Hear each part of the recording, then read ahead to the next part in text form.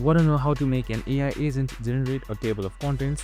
So in this video, I'm going to show you an easy step-by-step guide on how you can make an AI that can easily generate table of contents to the text you have given him or the list that you had given them.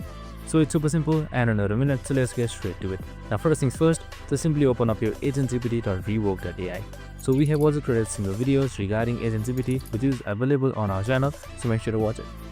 So now what we need to do is we need to generate a table of contents for us. So make sure you're under the deployment tab and then you can just simply name the GPT anything. So I'm just going to name the T or she GPT, gives us table of contents, and under the goal I can just simply type in once. So I have these right here and I can just simply give in this prompt: generate a clean table of contents. Now I can just simply run it up, and once I have selected run, it should start working. It should start executing and it should give you a finished table of contents for you as you can see right here. And that's it. Super simple and easy. I hope this video helped. If it did, make sure to like, subscribe and tune in with us for more of these videos. See you in the next one.